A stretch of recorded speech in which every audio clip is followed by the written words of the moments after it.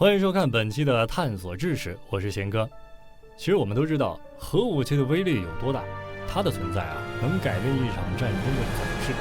核弹、氢弹、原子弹、中子弹，这些都是核武器家族的一员。哪个国家拥有的更多，就更有实力在国际舞台上发言。有人就好奇核武器到底是谁发明的？发明的目的又是什么？最早的核战争又发生在哪一年呢？那今天就带大家来一探究竟。其实历史上有这么一个人，他被称作原子弹之父，那就是来自美国的欧本海默。海默从小展现了极高超的学习天赋，不到21岁就成功的从哈佛大学毕业，拿到了博士文凭。他精通8国语言，研究的主方向是量子力学，这些都是背景。在他30岁那年二战突然爆发，德国人打算研发原子弹。时任总统罗斯福为了抢先德国一步制造出来，马不停蹄地开始了曼哈顿计划，将全国各地的精英科学家们聚集在一起。当时的计划总管便是奥本海默。除此之外还有费米、费曼以及冯诺依曼在内的多位著名科学家。实验刚开始的时候奥本海默依然在大学任教。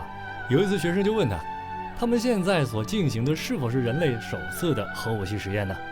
奥本海默想了一下，告诉他的学生，就近代范围来看，确实是第一次。但这句话说出来，却牵扯出另一个假说，那就是古代核战争论。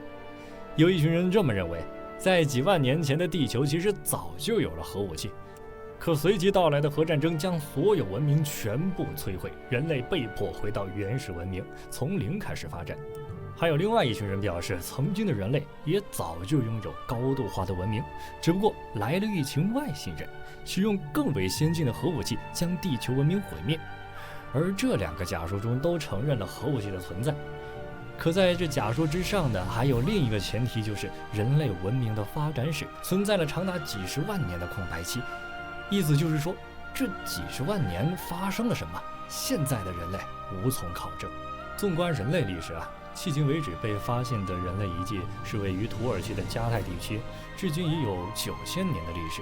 那时候的房子构造十分独特，把大门建在天花板上，出入都靠一把梯子，每个房屋之间都紧紧地贴在一起。那个时候的居民主要是过着狩猎的生活。9000年前的人类早已进入了稳定期，不管是身体的构造还是生活习惯，都和现代人没有什么太大差异。但是根据达尔文的进化论，最早出现的人类大概距今11万年前。那个时候的人们和9000年前的人类一样，过着差不多的狩猎生活。也就是说，这几十万年前的人类进程基本是属于停滞状态。而反观如今的人类，不到5000年时间就从原始智慧进入科学时代。按照我们的发展速度来讲，那几十万年的间隔都够人类发展好几个轮回了。可为何还存在了近10万年的空白期呢？这很难不让人联想到核战争假说上去。为了让这个假说更为可信，我们继续分析。现代社会的高楼大厦，包括里面的钢筋，都是由混凝材料组成，不到100-200年时间就会开始迅速老化。若是人类被灭绝，没有人来进行翻修，几千年过后便会被大自然风化。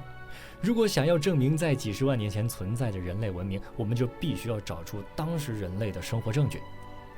这不，一个来自比利时的工程师在穿越大沙漠时就发现了一些证据。他发现一块10几平方公里的区域，地上全是玻璃碎屑，横七竖八的被埋在沙子里，样子也和普通的玻璃不一样，不是一片片，而是一大块的。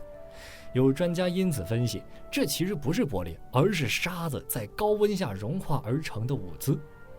要知道，沙子的熔点在1500度以上，这样的高温在沙漠之中不可能自然形成，因此专家们推断这里曾经发生过核爆。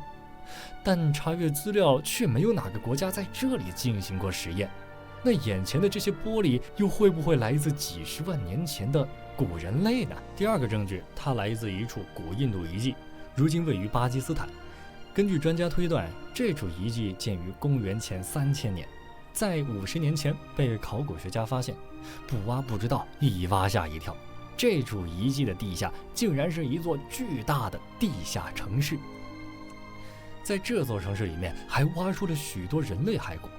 但是这些尸体发现的地点却十分诡异，有的在马路边，有的在房屋里面，而且没有打斗过的痕迹。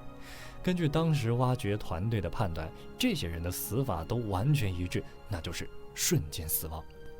说到这里，问题也就来了，这座城市究竟发生了什么，能让这里面的居民在同一时间内瞬间死亡呢？而在被挖掘出的尸体上也能够明显看出被高温燃烧的迹象，也就是说，这些居民很可能是被一瞬间的高温烧死的。不仅如此，古印度还有一本名叫《罗摩衍那》的史诗巨著，书中讲述了一场发生于1万年前的战争，可这场战争中却提到了一种名叫因陀罗剑的武器，它从天上降落，就像一个巨大火球降落在地上时，能够将一切瞬间蒸发。讲到这里，是否有熟悉的感觉？没错，考古学家认为书中的因陀罗剑很可能就是当时的核武器，而书中对爆炸景象的描述便是当时核战争发生的现实场景。因此我们很难不去猜想，在10万年前的地球上是否真的存在核武器，又是否发生过核战争，将曾经高度发展的人类文明在一瞬间全部消灭。当然，这背后的真相直到如今仍旧是个谜团。但是呢，无论如何，核武器的存在确实有可能将我们眼前的世界毁灭。大家觉得这个远古战争论是真实存在的吗？欢迎大家在下方留言讨论哦。喜欢的点播关注，我们下期不见不散。